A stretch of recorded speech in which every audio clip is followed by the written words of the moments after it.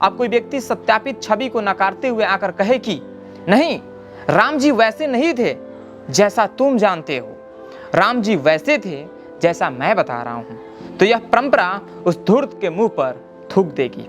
जो लिखा है वो बहुत सोच समझ के लिखा है और इस हर एक शब्दों में कुछ ऐसी बातें हैं जो अगर आप बहुत ध्यान से सुने तो आपको आदि पुरुष मूवी में दिखाई गई कई ऐसी चीजें आपको भी बहुत गंदा लगेगा। नमस्कार, आपका स्वागत है आरडीआई टॉक्स में। मैं हूं मुन्ना आपके साथ। दोस्तों, मैं कभी भी धार्मिक और चीज़ों पे मैं बात नहीं करता हूं। मैं कभी किसी भी धर्म के पक्ष में और विपक्ष में जाकर बातें मैं नहीं करता हूं, क्योंकि देखिए मेरे चैनल पे ऑडियंस जो है वो मेरा परिवार है, उसमें कई कास्ट के लोग हैं। तो मैं अगर किसी के कास्ट को अच्छा कहूँ, किसी के कास्ट को बुरा कहूँ, किसी के परंपरा को अच्छा कहूँ, किसी के परंपरा को बुरा कहूँ, तो ये मेरे ख्याल से अच्छा नहीं है। पर अभी मैं फेसबुक स्क्रॉल कर रहा था तो मुझे एक बहुत ही अच्छा एक आर्टिकल मिला, तो मैं सोचा कि क्यों ना इस चीज़ को आप सबके सामने साझा करूं जो कि आजकल चल रहा है। आदि पुरुष जो मूवी आई हुई है उसी पे ये कुछ बातें हैं जो राम जी और उसमें हनुमान जी जो हैं और सीता मैया जो हैं उन पे बहुत सारी चीज़ों को लेकर कंट्रोवर्सी हुई है। तो उससे रिलेटेड किसी ने एक बहुत अच्छा ही पोस्ट डाला है।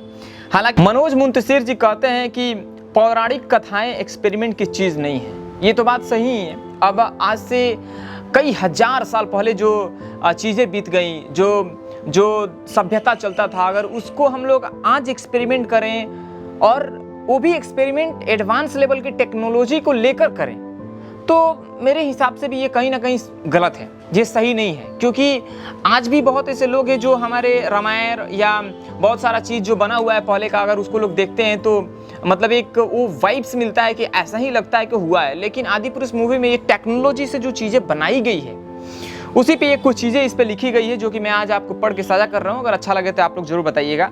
राम कृष्ण हो या रावण कंस, भारत के किसी बच्चे को भी यह बताने की आवश्यकता नहीं है कि वो कैसे थे।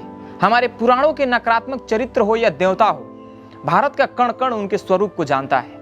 भारत हजारों वर्ष से जैसे उन चरित्रों के साथ जी रहा है, उनको धारण करके जी रहा है। अब कोई व्यक्ति सत्यापित छवि को नकारते हुए आकर कहे कि नहीं, राम जी वैसे नहीं थे जैसा तुम जानते हो, राम जी वैसे थे जैसा मैं बता रहा हूं, तो यह परंपरा उस धूर्त के मुंह पर थूक देगी। हम जब राम का ध्यान करते हैं तो आंखों के आगे सांवले रंग के एक स्वरूप की छवि उभरती है जो अद्वितीय सुंदर है, जिनके मुख पर दैवीय शांति पसरी हुई है, जिनके अधरों पर एक मोहक मुस्कान है। राम अपने जीवन में वृद्ध भी हुए होंगे, पर हम कभी श्वेत दाढ़ी मूछ वाले राम की कल्पना भी नहीं कर सकते, क्योंकि हमारे देवता चिर युवा हैं। ऐसा ही हनुमान जी के साथ है। ऐसा ही भाव माता सीता और भैया लखन के लिए है, बल्कि यही भाव रावण के लिए है।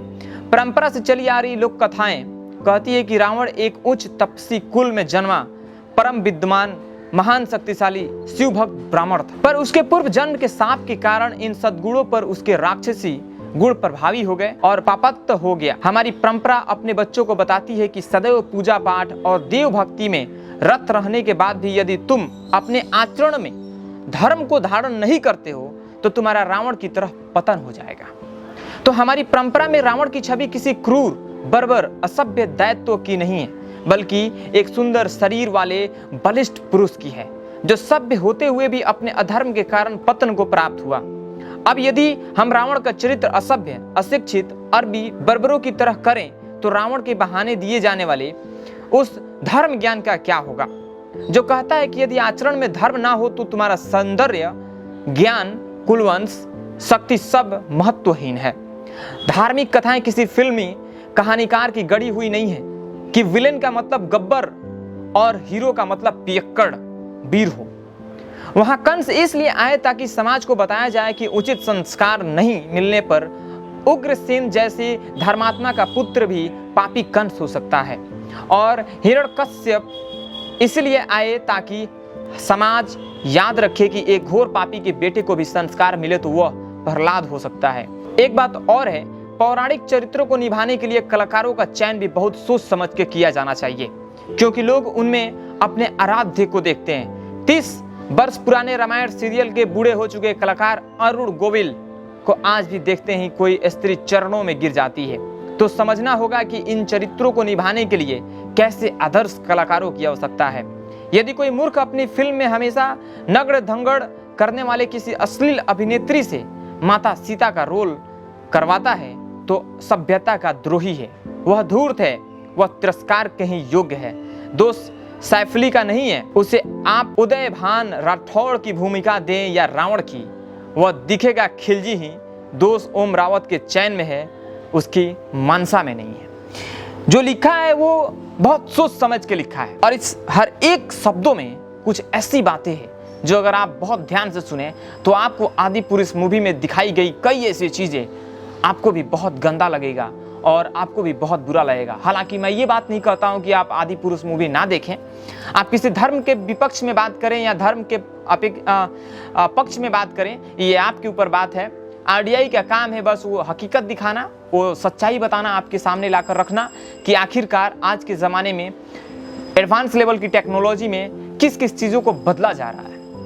आप भी आदि पुरुष मूवी देखे होंगे, अपना भी पक्ष दीजिएगा। मेरा पक्ष तो यही है कि बहुत सारी चीज़ें हैं, किन से क्या करवानी चाहिए, किन से नहीं करवानी चाहिए, सोच समझ के करा जाए तो बहुत अच्छा होगा। बाकी आपका बहुत बहुत धन्यवाद कि अभी तक आप वीडियो देख रहे थे। चैनल पे पहली बार आए हैं तो चैनल को जरूर सब्सक्राइब कर लीजिएगा, क्योंकि मुन्ना ऐसे ही बहुत सारे सच्चाई के बारे में बताते रहता है।